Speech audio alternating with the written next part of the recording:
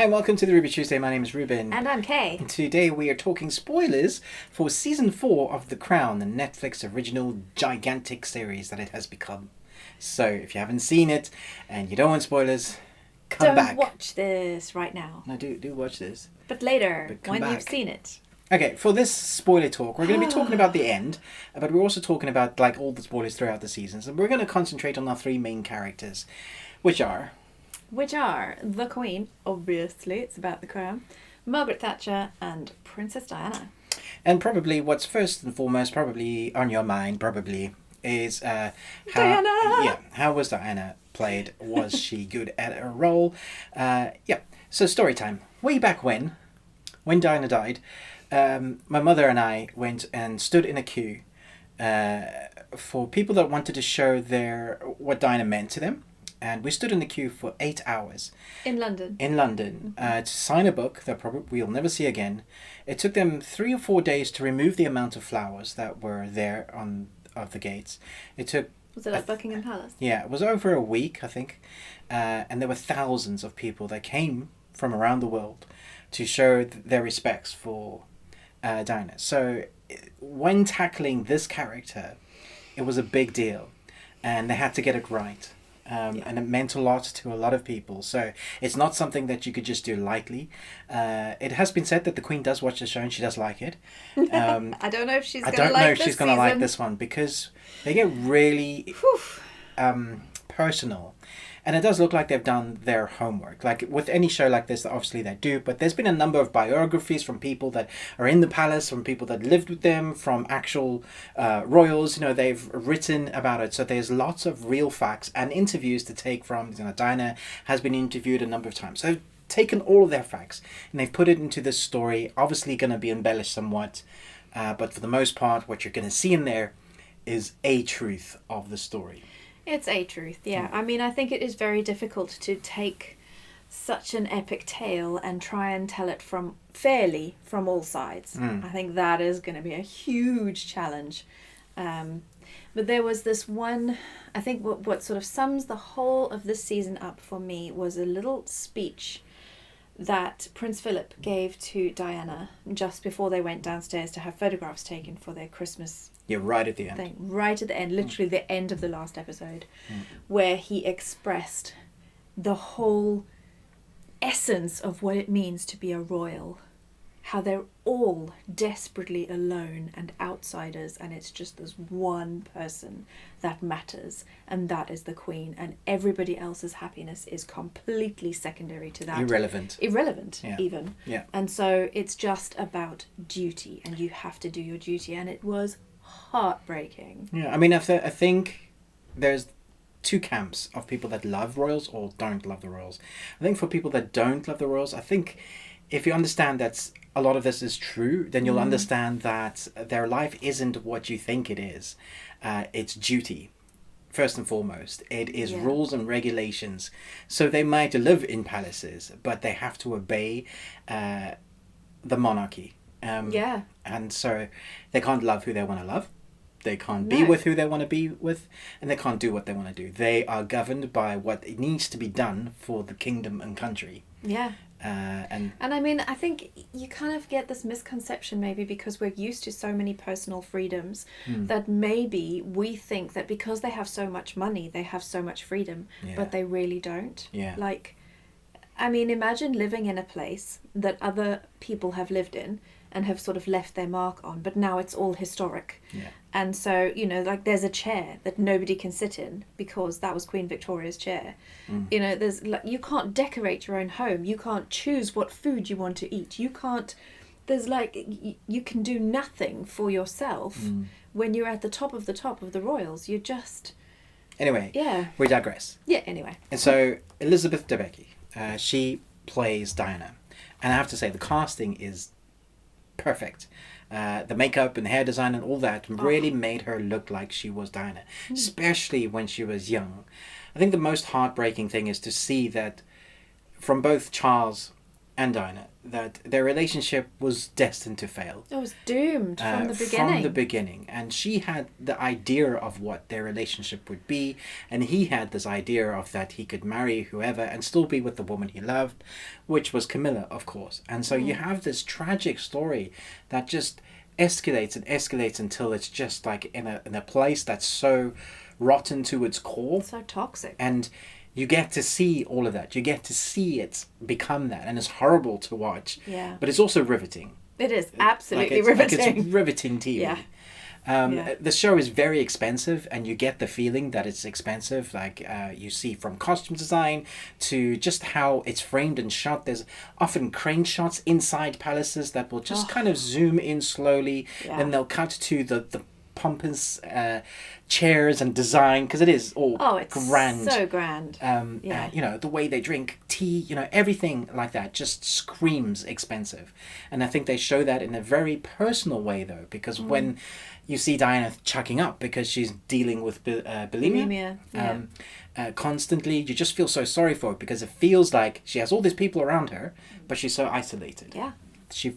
You feel alone for her, because she essentially was. She was forgotten. Yeah. She was kind of put to a side. She did her duty. She popped out 2 kids. Yeah. And so her acting, I thought, was phenomenal. If you compare some of the recordings, which we've seen a lot of, and you compare her acting to that, I thought she was fantastic. Yeah, I thought her and Charles were exceptional in the mannerisms and the way that they did it. And then let's not forget the Iron Lady, because flippin' heck, she did a good job.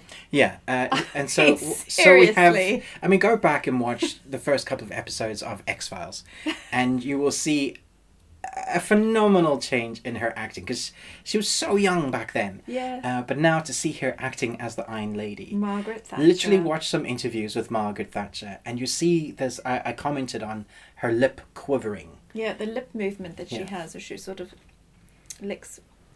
moves her teeth around. It's almost like you can imagine she's got dentures or something, and she's moving them around in her mouth, and it's just, she does exactly that. Incredibly so acted. Good. I know a lot of people had issues with Olivia Colman as the Queen. I think this time she really nails it. Yeah. There is this levity to her relationship with her husband, Philip. Prince Philip. Yep. Sorry. That I just wasn't expecting. There's this almost comedy, like they've kind of settled into their relationship. They feel much more comfortable. There isn't that the fighting that was going on in seasons 1 and 2. They found a place that works for them. Yeah. And you can kind of breathe a sigh of relief whenever they're together on screen, because you're like, they seem to be the only couple that aren't like just destroying themselves. Yeah. Because every single other royal seems to be going down a horrendous path. Yeah. Helena Bonham Carter, she what's her name? Princess Margaret. Man, you feel for her, because she wants one thing. She wants 2 things. She wants love, which she can't find. Yeah. And then she wants the ability to be of worth. She wants a purpose. And the one thing she asked her sister, the Queen, for is purpose, and sister can't give it to her. Yeah. And so you just see another royal spiral out of control, and it's horrendous to watch. But again, with Helena Bonham Carter, there was one particular episode that was just Helena. Yeah. And it was fantastic to watch in just a horrendous way. It's just the whole series is just tragic. Okay, according to IMDb, there's definitely going to be a 5th and 6th season, and the way they leave it on the end of season 4, there's definitely going to be another season, because the Diana death isn't in this one. Yeah, she's still alive. And I think everybody was kind of, as you're watching it, you're kind of waiting for that moment, because it's one of the big moments. But let's talk about some of the other moments that they tackle in history. There's some very interesting portrayal of Margaret Thatcher, which I would really like to know if this is accurate, or if someone's just having a historic political dig at her. Because the way that they portray her makes her seem like her number one. Obviously, she's like all for, the country, everything for the country. But it's her son that she will do absolutely anything for. And so her son has gone missing on the Paris to Dakar rally. He's disappeared, and he's been missing for 5 days. And that's when the Falkland War starts kicking off, and she's so distracted by the fact that her son is missing. That this, you can see it escalating. You can see it's starting to build, and the recommendation is, shouldn't we just, if we take our ship away, shouldn't we de-escalate this through diplomatic means so that we don't end up in a war? But because she's so distraught about her son, she's like, fight them! And that was like, what? Are you serious? We ended up going to war because what? I hope that's not the case, but it feels like that they were definitely showing that. Yeah. That the reason we started that war is because she was worried about her son. And then apartheid. So this one obviously very, very close to our hearts because we grew up in it and lived through it. The fact that she was so dead set against imposing economic sanctions against South Africa, it made no logical sense. It was like, why? Like 48 other nations are, and they were the only one left. Yeah, the UK was the only one who didn't want to impose economic sanctions. Like, why? I mean, yes, okay, it would hurt the UK economy a little bit. For that time being. £3 billion, but it's more than a little bit. But still, other countries were willing to do that because the human rights issue in South Africa was so dire and so desperate that it had to be done. And then it turns out that the reason she didn't want to do it... It's because her son has a business in Cape Town. Her son had a business interests in South Africa. My mind was absolutely blown. I was like, that cannot be true. That can't be true. Surely not. That can't be true. Because that is true. That just makes her the worst Prime Minister ever. Yeah. I mean, maybe she did good. I don't know. I don't know enough about her to really know if she was good for the country or not. But just that one act is horrendous. But I was like, I really hope that's not true. Really, really, really. But it was just an off-the-cuff remark as well to the Queen. Because it was the last thing she was saying. It was the last thing she said, yeah. It was, oh, how is your son? And it was like something that you caught and you went, wait, what? What? Yeah. Yeah. Yeah. I don't know. Any history buffs out there? Tell us. Was that true? Or is someone just stirring the old political pot? I mean, there were things that they showed, which is why I said they are so personal in this. Like, you really get to see the ins and outs of what made them tick as people.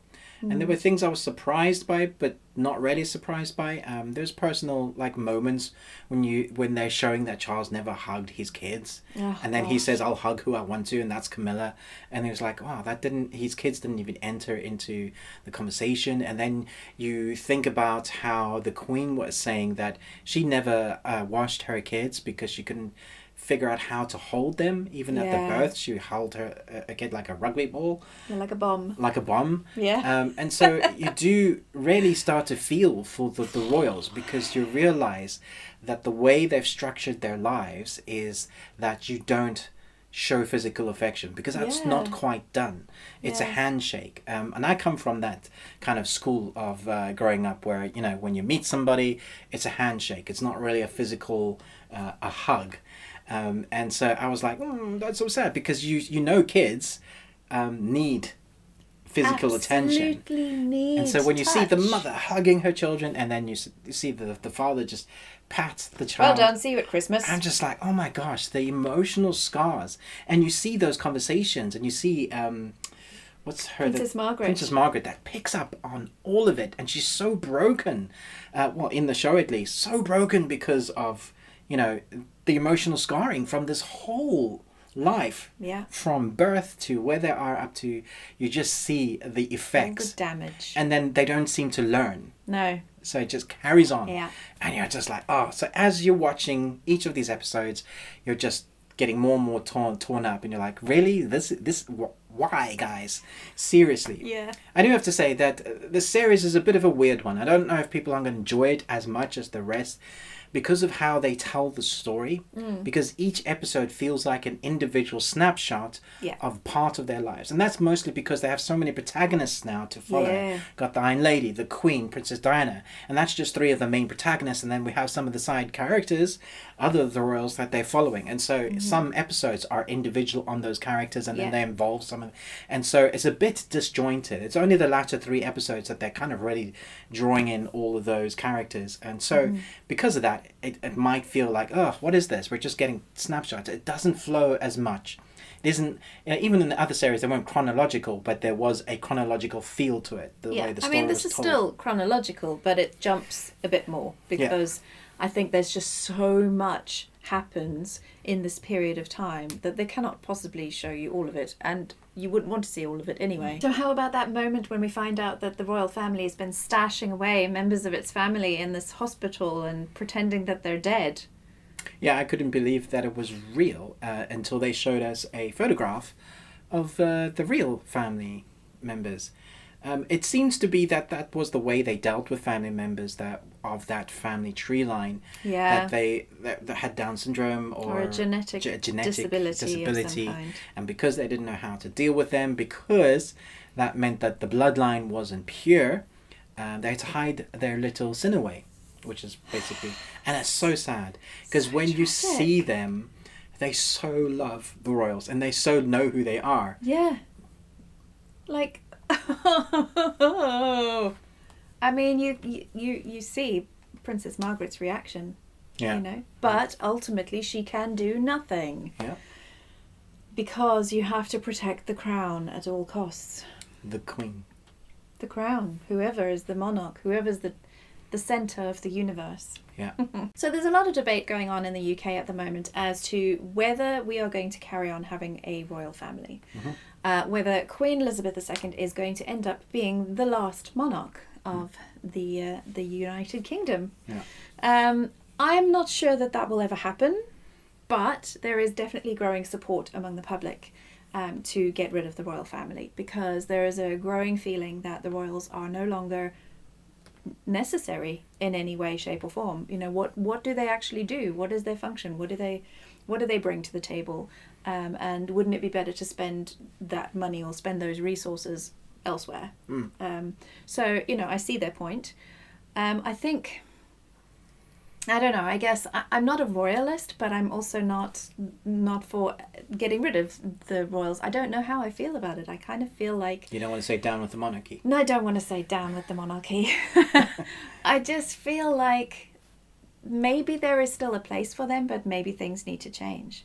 You know, and maybe, although, as you have reminded me repeatedly, this is just a series on TV. It's not the real royal family that you're watching. This is somebody's made-up take on the royal family. Like we said, they probably have researched and done their job, and there probably is a lot of truth in here.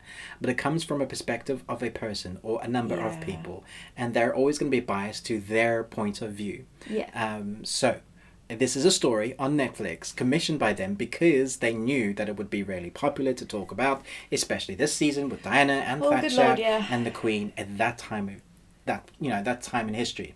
Rich in a storytelling. Yeah. And so they've obviously embellished it. I mean, coming up next, the Gulf War. Yeah, and Diana's death. So yeah, loads coming up. Sorry. Yep. I wanted to carry on and say what I wanted to say about the royal family. Say what you want to say.